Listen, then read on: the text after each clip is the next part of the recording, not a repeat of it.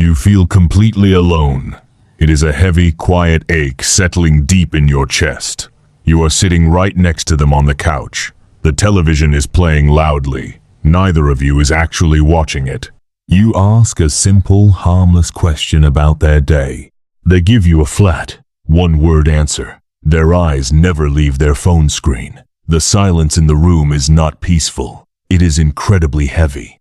It is that particular, suffocating quiet, filling a space when two people stop trying. You just exist in the same room. Your mind starts racing instantly.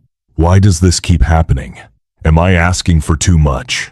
Do they even care anymore? Is this just what long-term love feels like now? Am I the problem? The relationship did not get harder because your love faded. It got harder because your safety did. Honestly, you are not failing at love. This is not a sign that you chose the wrong person. Every couple that has ever loved each other has stood exactly where you are standing. By the end of this video, you will understand exactly why pulling back is the most powerful thing you can do. You will learn how to do it without playing toxic games. You will finally break the cycle and invite real connection back. Let us get into it. Most couples believe that when a partner pulls away, the solution is to try harder. They think they need to communicate more, ask more questions, or demand answers to fix the disconnect. But the real truth is, when safety leaves a relationship, the love does not disappear. It goes underground. Your partner's nervous system is reading you before their mind can catch up. When you chase them, their nervous system reads it as pure pressure, making them feel even more withdrawn. She feels like she is losing him. He feels like he is suffocating. They feel completely stuck. What looks like cold stonewalling is usually someone who has been so overwhelmed for so long that silence is the only protection they have left. This is not fundamental incompatibility. It is the anxious avoidance cycle playing out between two people who both actually want the exact same thing. Trying harder without changing the emotional tone just makes a disconnected partner pull further away. When you understand this, you stop fighting the symptom. You start healing the root. Let us talk about the power of strategic stillness. Most couples fall into the trap of filling every silent moment with anxious energy. They text repeatedly. They ask what is wrong over and over. They try to force a conversation before the other person is ready. But beneath the surface, your nervous system is screaming for regulation. When you stop chasing, you stop triggering their defense mechanisms. Their nervous system quietly registers that the pressure is finally gone, and his brain is quietly registering that she actually gave him space this time. Here is what that looks like in real life. The disconnecting version is sending a wall of texts when they go quiet, asking why they are ignoring you. The connecting version is putting your phone down, taking a deep breath, and going for a walk to regulate your own body. And here is what changes everything. When you do that, the walls between you start to come down without either of you having to say a word. Here is the part no one talks about when it comes to the art of the emotional pivot. Most couples believe that if their partner is distant, they need to match that distance with coldness or anger. They think ignoring them back will teach them a lesson, but it just makes both of you less emotionally available. But real ignoring is not about punishment. It is about redirecting your own energy.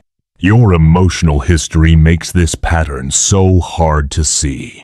You feel rejected, so you put up a shield. But beneath the surface, they are feeling the exact same rejection.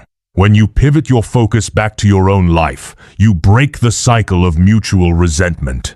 For example, the disconnecting version is giving them the silent treatment and slamming cabinets when they come home. The connecting version is greeting them politely, then happily diving into your own hobby or calling a friend. And when you do that, your partner stops feeling like a problem to manage and starts feeling like a person to come home to. This is where it gets really interesting with the nervous system reset. Most couples think that repairing a disconnect requires a massive, hours-long sit-down talk. They believe they need to hash out every single detail of the argument. But here is what nobody explains about avoidant attachment. Their nervous system is like a smoke detector. It cannot tell the difference between your partner raising their voice and actual danger. It sounds the alarm regardless. When you force a deep emotional conversation while they are triggered, you are just pouring gasoline on a fire. The disconnecting version is cornering them in the kitchen and demanding they process their feelings right this second. The connecting version is saying, "I can see we are both overwhelmed. Let us take an hour and come back to this," allowing something in her to say that she does not have to perform right now and can just exist. And when you do that, that is the shift that turns a relationship that feels like a negotiation into one that feels like a refuge.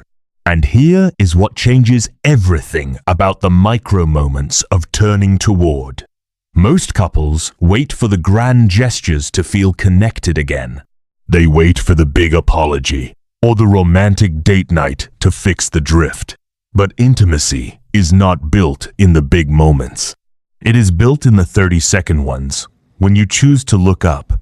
Emotional distance in a relationship is not like a wall. It is like scar tissue that forms slowly over 100 small moments that never got repaired. When you ignore the urge to fix the big picture and just focus on tiny bids for connection, you bypass their avoidant triggers entirely.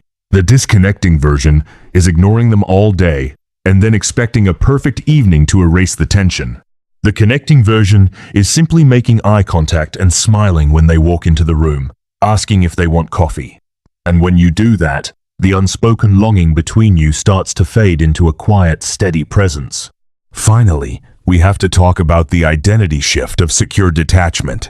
Most couples believe that letting go of the anxiety means you do not care about the relationship anymore.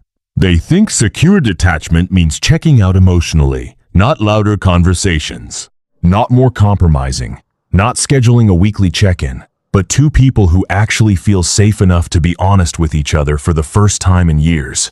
This is not a communication hack. This is just what two emotionally mature people naturally do. It is not about playing games. It is about knowing your own worth. When you practice secure detachment, you are no longer outsourcing your emotional regulation to your partner. You become the anchor for your own nervous system. The disconnecting version is obsessing over their every move and mood, letting their silence dictate your entire day. The connecting version is thinking, "I love them, but I am completely fine either way," and actually meaning it, while what is moving through them is the realization that they forgot how good it feels to just breathe together. And when you do that, you stop reacting and start responding, and your partner will feel the difference before you have even said a word. This is not a checklist for fixing a broken partner. It is an invitation to show up differently. That changes everything about what is possible between you and the person you chose. When you internalize this, you become the kind of partner who leads with safety instead of fear. These are not just tips for a better relationship. They are the beginning of becoming the kind of partner you always wanted someone to be for you. Real intimacy does not start when you find the right person. It starts when you decide to become one.